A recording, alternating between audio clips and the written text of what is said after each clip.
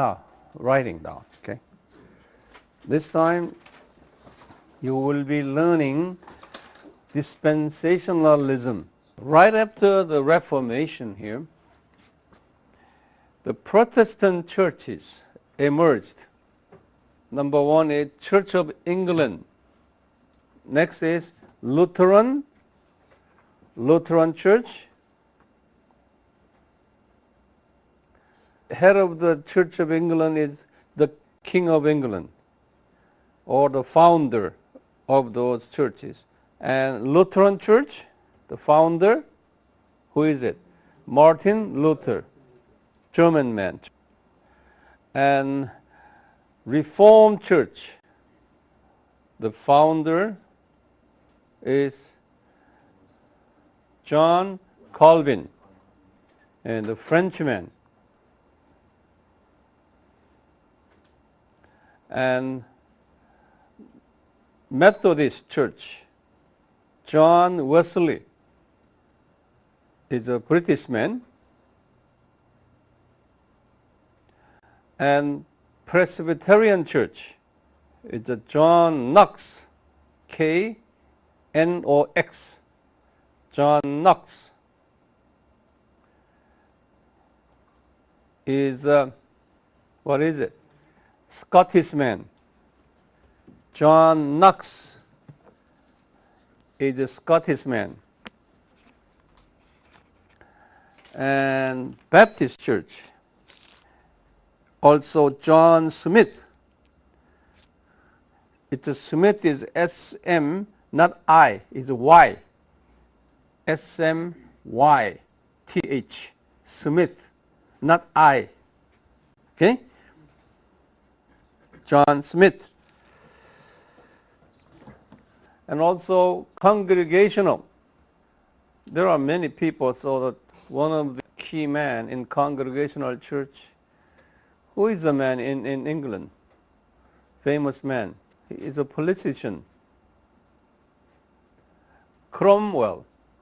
Have you heard that? Cromwell. As a politician. Anyway, you don't have to know all this. But those names here. William Booth. Hmm? William Booth. Not William Booth. William Booth is a Salvation Army. You can write that down. Salvation Army. The Salvation Army later, but founder is a William Booth. B-O-O-T-H. William Booth. The Salvation Army. So all these denominations came out after the Reformation. Okay. Among those Baptist people, and they were called Anabaptist here. They called Anabaptist. Ana means in Greek word again. It means again. Second time again.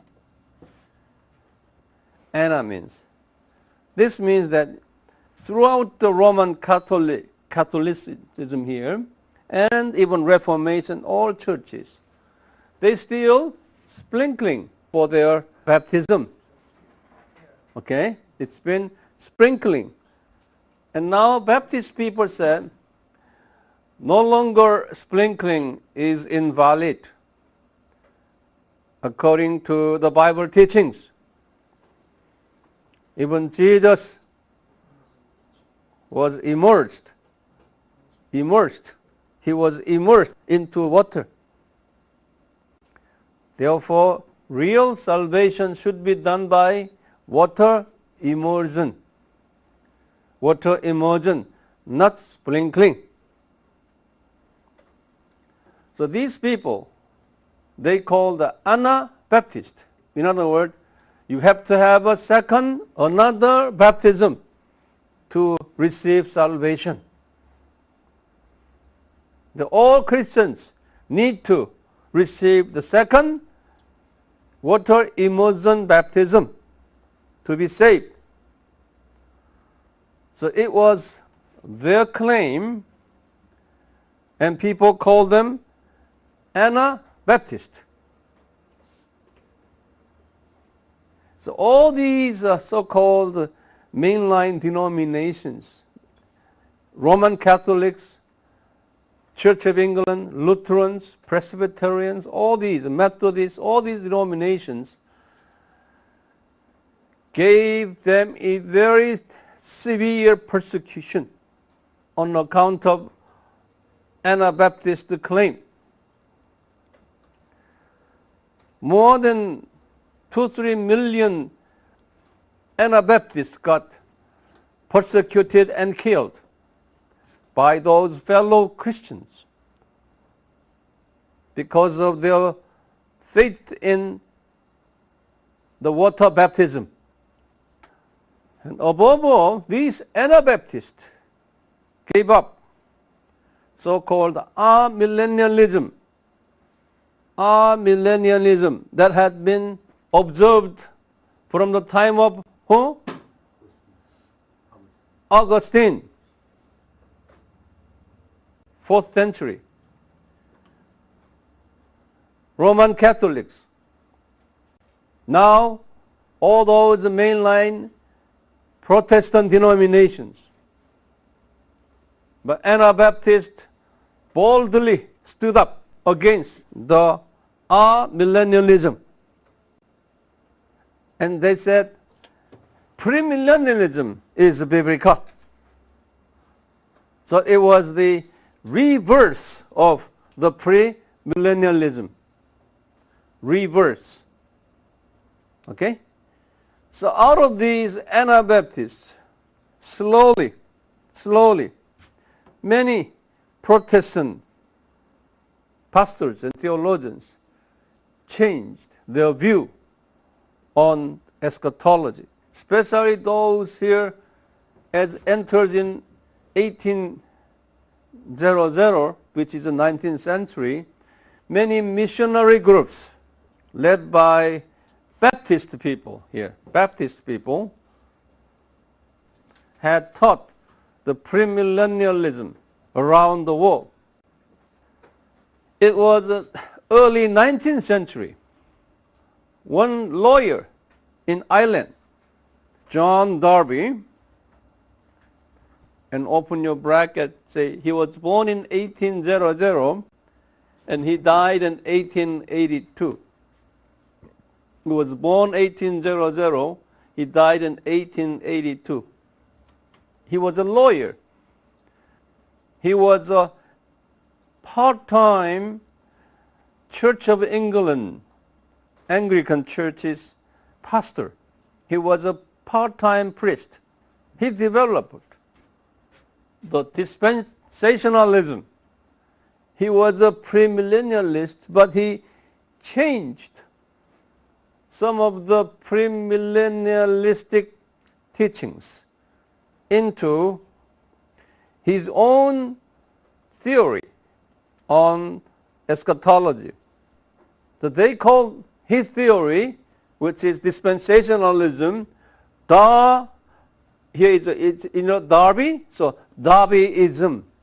Even today we call Darbyism or dispensationalism. Okay?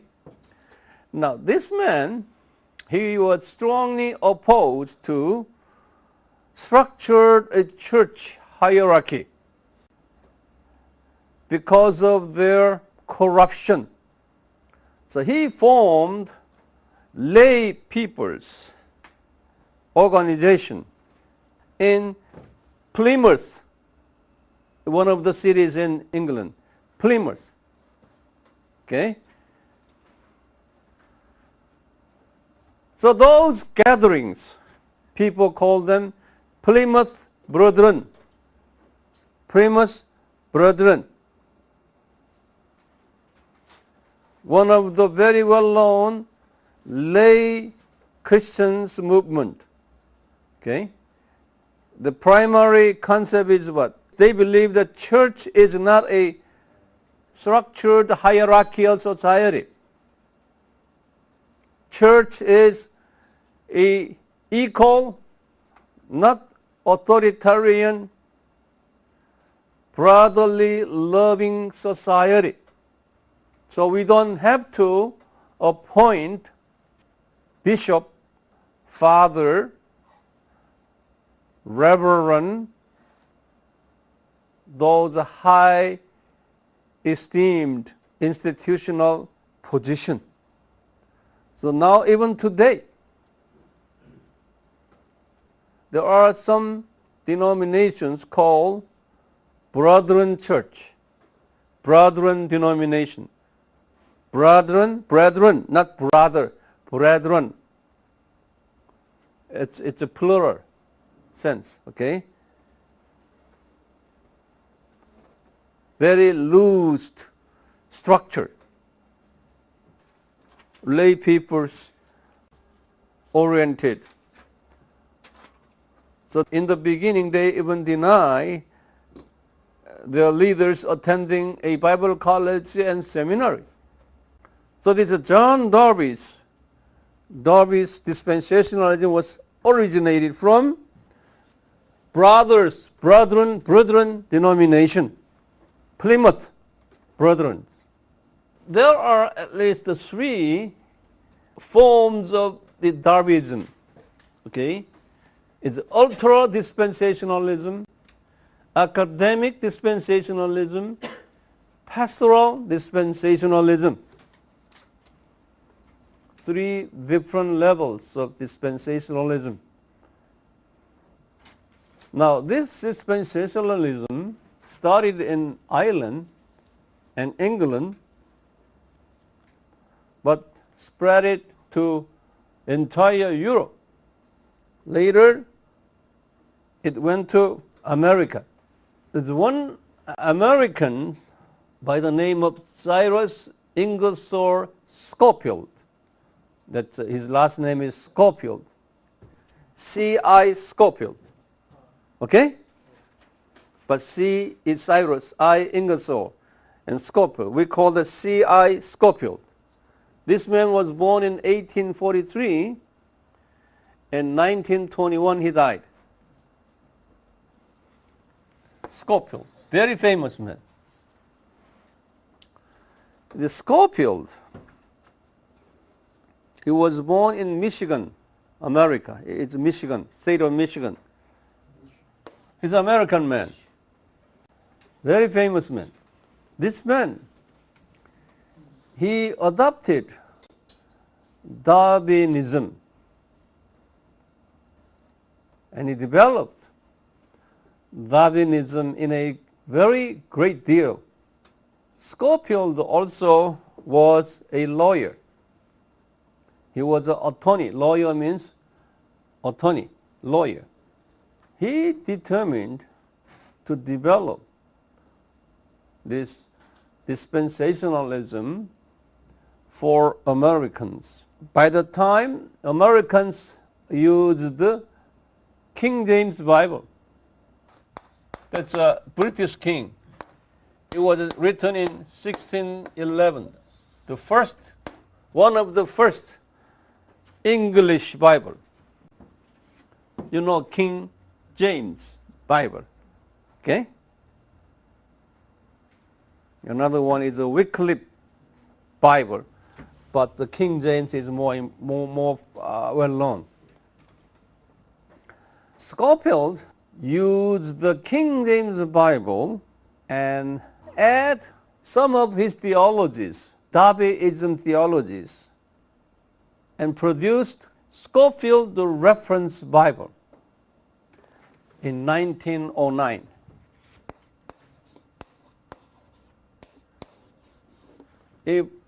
Schofield the Reference Bible.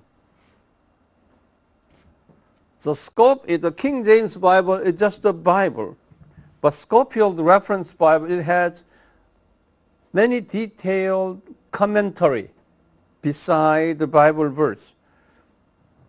But that teaching was based on dispensationalism, which teachings are different from traditional what? Traditional premill and amill, even postmill. The Scofield Bible had been a dominant Bible throughout America and Canada. Even is very well read. You have Scofield Bible? Let me see. Holy Bible, the Scofield Study Bible. Yeah, it's based on King James. It's the Scofield Bible.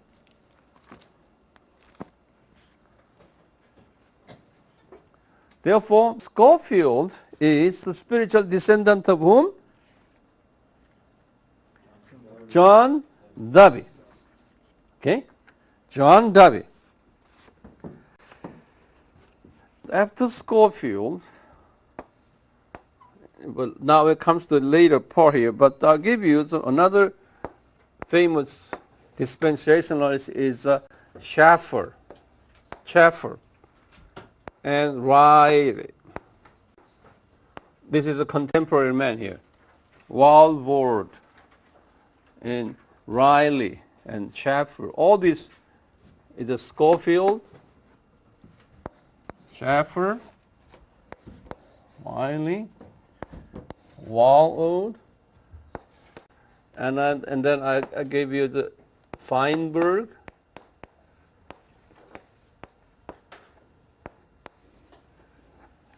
all these people are dispensationalists.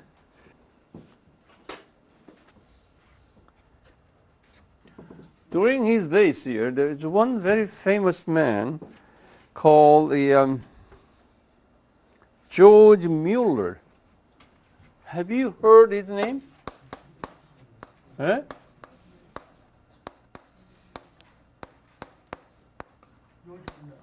George Mueller, prayer man. He was a father of, those days orphans. He did not have food for orphans, but after his prayer, food came to arrive. So his book is very well known. He's a man of prayer. It's now George Mueller. George Mueller is also a descendant of here, John Darby.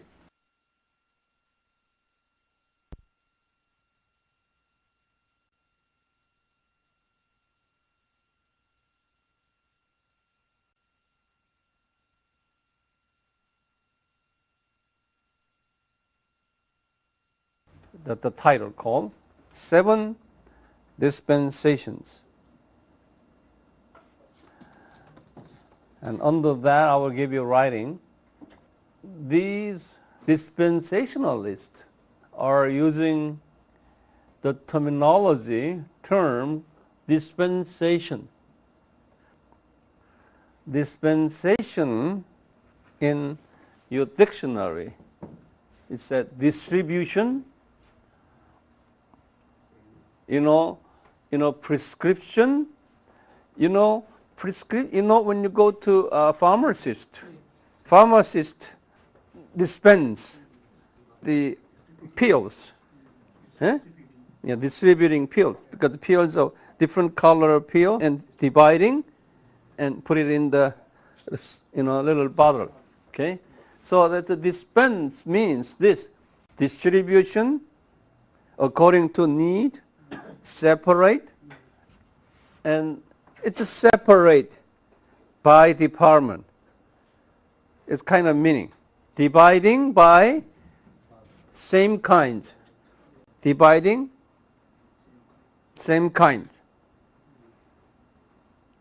And also the dictionary said it's the will of God. Now, you just have that concept, okay? Then these dispensationalists interpret whole Bible in 7 dispensations. In other words, 7 different will of God. In other words, each dispense had different way of salvation plan. So those who are living in a certain dispensation requires different salvation requirement to receive salvation. Now, here the first dispense is what? Sinless dispense, which is before the fall of Adam. Now, you don't need salvation because no sin had committed. Now, the second dispense is conscience dispensation. From Adam to the Noah's flood period. During this period, people can be saved by what? Conscience. Isn't it interesting? Eh? It's different from our view. Although they are evangelicals, very, very much the evangelicals, but has a different view. Now later you will be learning amillennialist, okay? And you will be learning more premill people, all this. You can see the differences. Now here, conscience dispensation is from what period? From the fall of Adam to Noah's flood. So you know that you have studied the timetable from me all the time, so you should be aware of that. Now here, third is the human control dispensation. Here, after the Noah's flood to Abraham, and they said that it's kind of your willpower, okay? You can be saved by the willpower because you have tasted God's judgment on the flood. Therefore, you know God.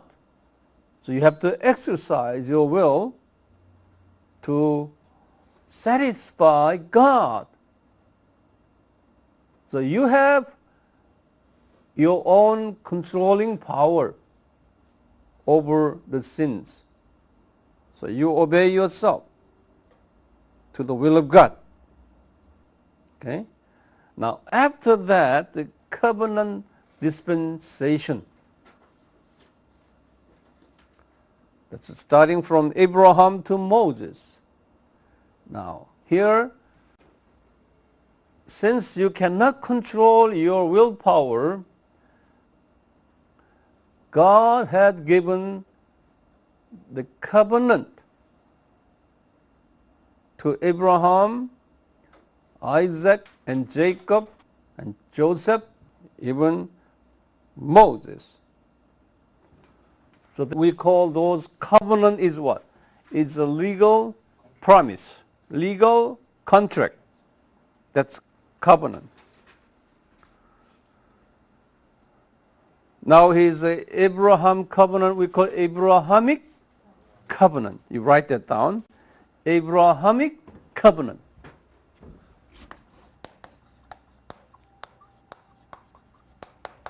Abrahamic covenant. How about covenant to Moses? Mosaic covenant, we call it. Mosaic covenant.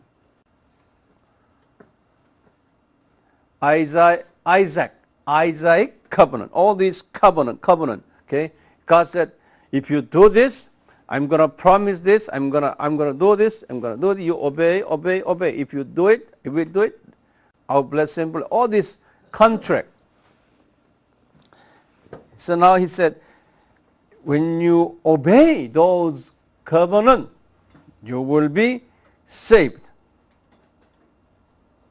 Then after that, people could not even obey those covenants. So he raised up Moses till the first coming of Jesus. He says a law dispensation, law, Mosaic laws, 10 commandments, and all the laws, 7 feasts. Let me give you 7 feasts in order. First is the feast of Passover. Next, the feast of unleavened bread. Third, the feast of the first fruit. And four, the feast of Pentecost. And the feast of trumpet.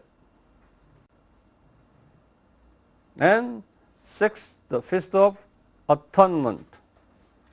Atonement. Number 7, the feast of tabernacle.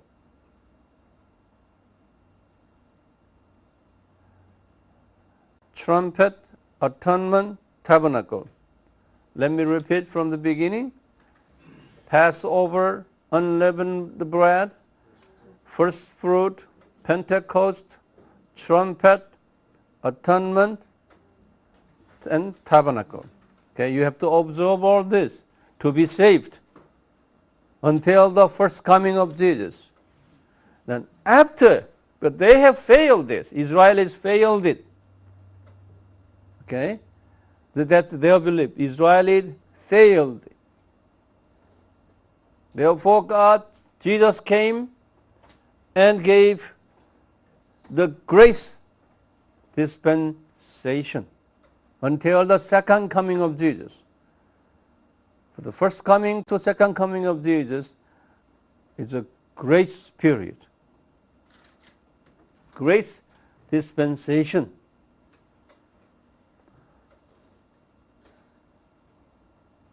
Okay? Now, after the second coming of Jesus, now it comes to eschatology here, and kingdom dispensation, which is the millennium kingdom, the 1,000 years kingdom. These people here, they divided the Bible in 3 ways. First here, write this one down. Old Testament's main message was to Israelis. So they were very strong in pro-Israel. Do you remember all the others were anti-Israel? Right? Arminianist, even pre-mill people, Arminian and pre-mill people were anti-Semitism. Now it's a new revelation by these people, the pro-Israeli theology. They said this: Old Testament messages was designed to bless Israelis, but Israelis have failed in all this. Conscience, human control, covenant, especially from Abraham. Okay, they failed all this. Observing the covenant, and they failed in observing the law. Because of their failure, they became spiritually blinded, not able to receive the grace of Jesus. As a result, the gospel, the good news, went to Gentiles.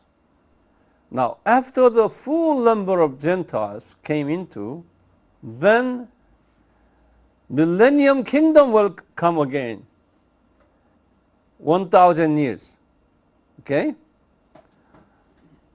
1,000 years will be the period where Jewish people will govern. A new Israel will be revealed. And all the top leaders in the millennium kingdom will be Jews. And all the Jews will be evangelized during those millennium period. So the millennium period is not for Gentile kingdom. Jesus will be the King of Kings, and Jewish people will be the kings under him, governing whole world. So it is a Jewish kingdom. And Gentiles will be under their civilian. You see, their teachings are totally different from what we had taught. Okay? Now, the theory of four gospels. These dispensationalists have different meanings of the gospel in four different ways. Now, first they call the gospel of kingdom. Now, gospel of kingdom is kind of Old Testament gospel addressed to Israelis, not Gentiles. So they are very much pro-Israelis.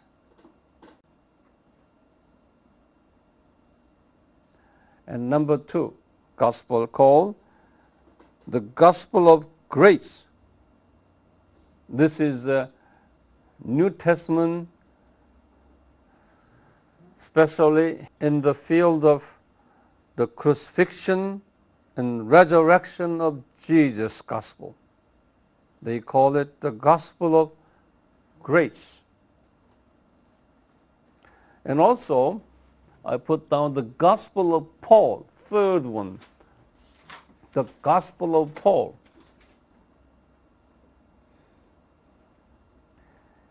Here in Romans chapter 2:16 and 2 Timothy 2:8, Romans 2:16, 2 Timothy 2:8, Paul says, this is my gospel. This Darbyism people, they separate Paul's gospel, Paul's teachings, from the teachings of Jesus and apostles, disciples of Jesus. They think the Paul's gospel is more advanced, developed gospel. You see, now this over here in dispensation, you can say it's more progressive. Okay? It's progressive in its nature, like this. Old Testament gospels and crucifixion and resurrection gospels and Paul's gospels. Paul's gospel dealing with what? Great Commission. Okay? Great Commandment and Great Commission. That's the main gospel of Paul.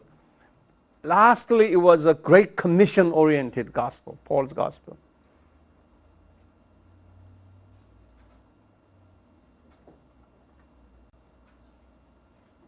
And lastly, the everlasting gospel. See, this is interesting interpretation. They said that during the millennium kingdom, everlasting gospel, during the millennium kingdom, Jewish people will teach the gospel on Jesus, especially for those who will be in the persecution. In other words, this gospel is a special gospel during the millennium period, delivered by Jewish people.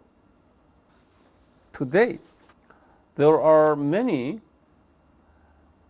denominations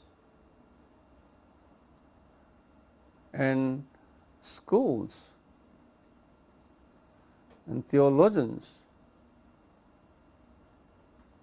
who are pro-Israel belong to Dispensationalism.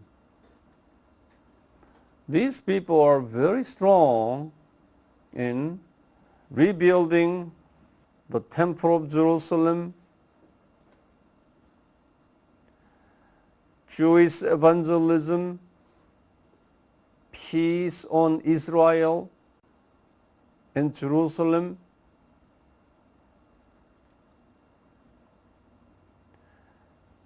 helping the nation and individual of Israelis, and strongly believe in evangelism of Israelis and strong opposition to Arabs. Most of them are fundamentalists and evangelicals, mission-minded evangelicals. Now, change the paragraph. There are two kinds of premillennialists in regard to issues on Israel. First kind is the anti-Semitism premillennialist.